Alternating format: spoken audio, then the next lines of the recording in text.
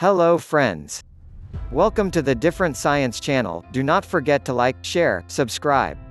You can also instantly be notified of my videos by clicking the bell next to the subscribe button. You can support me with the instructions in the description. If you're ready, let's start. In the United States, Congress approved, in February 2003, increases in the 2003 budgets of both the National Institutes of Health and National Science Foundation. America is not alone in, vainly, trying to compensate for imploding capital markets and risk-averse financiers. In 1999, Chancellor Gordon Brown inaugurated a $1.6 billion program of upgrading British science and commercializing its products. This was on top of $1 billion invested between 1998 to 2002. The budgets of the Medical Research Council and the Biotechnology and Biological Sciences Research Council were quadrupled overnight. The University Challenge Fund was set to provide $100 million in seed money to cover costs related to the hiring of managerial skills, securing intellectual property, constructing a prototype or preparing a business plan. Another $30 million went to startup funding of high-tech, high-risk companies in the UK. According to the United Nations Development Programme (UNDP), the top 29 industrialized nations invest in R&D more than $600 billion a year. The bulk of this capital is provided by the private sector. In the United Kingdom, for instance, government funds are dwarfed by private financing, according to the British Venture Capital Association. More than $80 billion have been plowed into 23,000 companies since 1983, about half of them in the high-tech sector. 3 million people are employed in these firms. Investments surged by 36% in 2001 to $18 billion. But this British exuberance is a global exception. Even the white-hot life sciences field suffered an 11% drop in venture capital investments in 2002, reports the Moneytree survey. According to the Ernst & Young 2002 Alberta Technology Report released in March 2003, the Canadian high-tech sector is languishing with less than $3 billion invested in 2002 in seed capital, this despite generous matching funds and tax credits proffered by many of the provinces as well as the federal government. In Israel, venture capital plunged to $600 million in 2002, one-fifth its level in 2000. Aware of this cataclysmic reversal in investor sentiment, the Israeli government set up 24 high-tech incubators.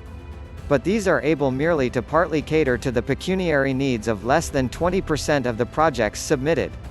As governments pick up the monumental slack created by the withdrawal of private funding, they attempt to rationalize and economize.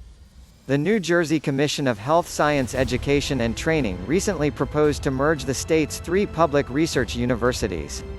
Soaring federal and state budget deficits are likely to exert added pressure on the already strained relationship between academe and state, especially with regards to research priorities and the allocation of ever scarcer resources. This friction is inevitable because the interaction between technology and science is complex and ill understood. Some technological advances spawn new scientific fields. The steel industry gave birth to metallurgy, computers to computer science, and the transistor to solid-state physics. The discoveries of science also lead, though usually circuitously, to technological breakthroughs. Consider the examples of semiconductors and biotechnology. Thus, it is safe to generalize and say that the technology sector is only the more visible and alluring tip of the drabber iceberg of research and development. The military, universities, institutes and industry all over the world plow hundreds of billions annually into both basic and applied studies. But governments are the most important sponsors of pure scientific pursuits by a long shot. Science is widely perceived as a public good, its benefits are shared. Rational individuals would do well to sit back and copy the outcomes of research, rather than produce widely replicated discoveries themselves. The government has to step in to provide them with incentives to innovate. Thus, in the minds of most laymen and many economists, science is associated exclusively with publicly funded universities and the defense establishment. Inventions such as the jet aircraft and the Internet are often touted as examples of the civilian benefits of publicly funded military research. The pharmaceutical, biomedical, information technology and space industries, for instance, though largely private, rely heavily on the fruits of non-rivalrous, i.e. public domain, science sponsored by the state. The majority of 501 corporations surveyed by the Department of Finance and Revenue Canada in 1995-6 reported that government funding improved their internal cash flow, an important consideration in the decision to undertake research and development. Most beneficiaries claimed the tax incentives for 7 years and recorded employment growth. In the absence of efficient capital markets and adventuresome capitalists, some developing countries have taken this propensity to extremes. In the Philippines, close to 100% of all R&D is government-financed. The meltdown of foreign direct investment flows, they declined by nearly 3/5 since 2000, only rendered state involvement more indispensable. But this is not a universal trend. South Korea, for instance, effected a successful transition to private venture capital which now, even after the Asian turmoil of 1997 and the global downturn of 2001 amounts to 4/5 of all spending on R&D. Thus, supporting ubiquitous government entanglement in science is overdoing it. Most applied R&D is still conducted by privately owned industrial outfits. Even pure science, unadulterated by greed and commerce, is sometimes bankrolled by private endowments and foundations. Moreover, the conduits of government involvement in research, the universities, are only weakly correlated with growing prosperity. As Alison Wolfe, professor of education at the University of London elucidates in her seminal tome, Does Education Matter? Myths About Education and Economic Growth, published in 2002, extra years of schooling and wider access to university do not necessarily translate to enhanced growth, though technological innovation clearly does. Terence Keeley, a clinical biochemist, vice-chancellor of the University of Buckingham in England and author of The Economic Laws of Scientific Research, is one of a growing band of scholars who dispute the intuitive linkage between state-propped science and economic progress. In an interview published in March 2003 by Scientific American, he recounted how he discovered that, of all the lead industrial countries, Japan, the country investing least in science, was growing fastest. Japanese science grew spectacularly under laissez-faire. Its science was actually purer than that of the UK or the US. The countries with the next least investment were France and Germany, and were growing next fastest. And the countries with the maximum investment were the US, Canada and UK, all of which were doing very badly at the time. The Economist concurs, it is hard for governments to pick winners in technology. Innovation and science sprout in, or migrate to, locations with tough laws regarding intellectual property rights, a functioning financial system, a culture of thinking outside the box, and a tradition of excellence. Government can only remove obstacles, especially red tape and trade tariffs, and nudge things in the right direction by investing in infrastructure and institutions. Tax incentives are essential initially. But if the authorities meddle, they are bound to ruin science and be rued by scientists. Still, all forms of science funding, both public and private, are lacking. State largesse is ideologically constrained, oft misallocated, inefficient and erratic, the recent examples being stem cell and cloning research in the USA. In the United States, mega-projects, such as the superconducting super collider, with billions already sunk in, have been abruptly discontinued as were numerous other defense-related schemes. Additionally, some knowledge gleaned in government-funded research is barred from the public domain. But industrial money can be worse.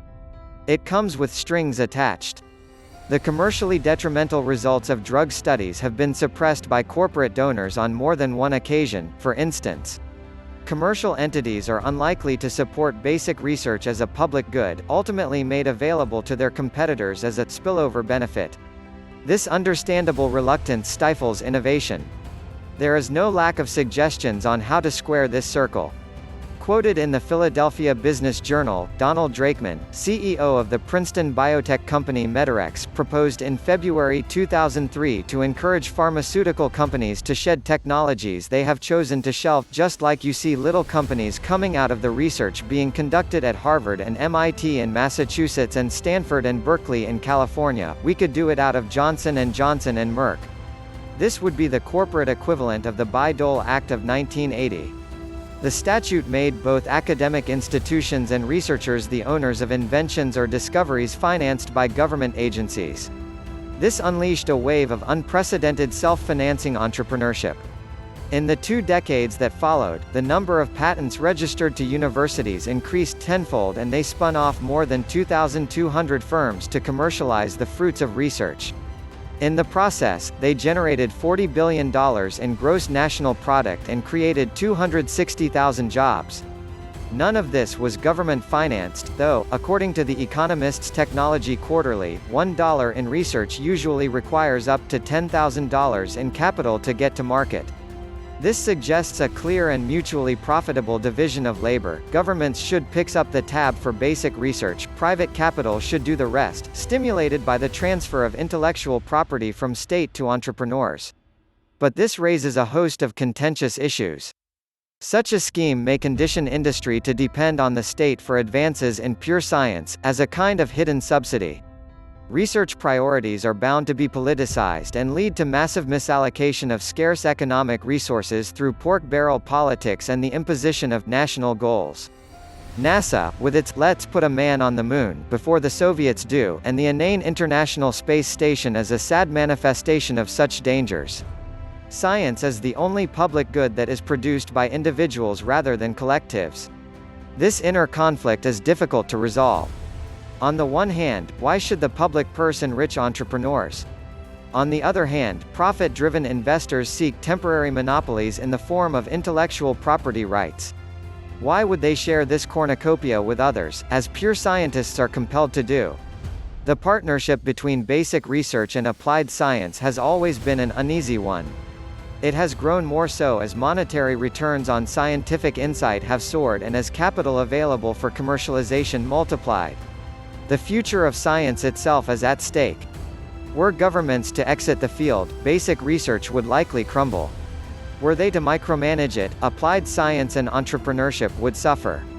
It is a fine balancing act and, judging by the state of both universities and startups, a precarious one as well.